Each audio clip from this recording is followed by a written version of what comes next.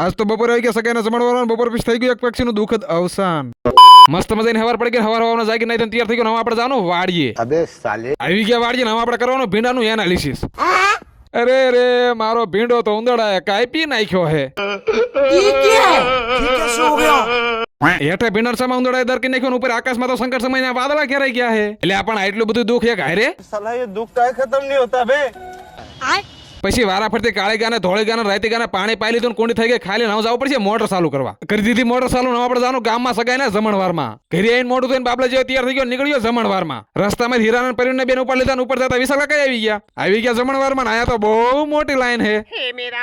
થાળે લઈને જમવા બેસી ગયા ને એકચ્યુઅલી ગુલાબ જાંબુ તો ખાવું પડે ને. એટલું ખવાય એટલું ખાજુ જીવતા હશું તો કાલે જમાય છે યાર. પછી ઝડપથી જમણ પ્રોગ્રામ પતાવી દીધો ને આવી ગયા હીરાલાલ ના ઘરે. એટલે આપણે અહીંયા તો હીરાલાલ નું આણું ભરીને આવી ગયા હે.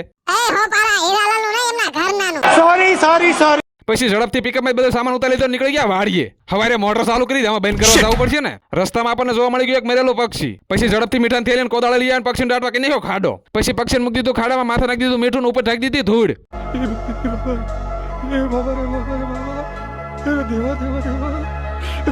मैं तो तेरे को हरामी समझता था तू तो राम निकला रे देव मानुस निकला. પછી મોટર બંધ કરીને પાસ આવી ગયા વાડી ને હાંજ સુધી નીંદી જામફળી. હવે જામફળી નીંદવાનું કામકાજ પતી ગયું હું વઈ જાઉં ઘરે. આજનો વ્લોગ અહીંયા જ પૂરો. Okay tata bye bye.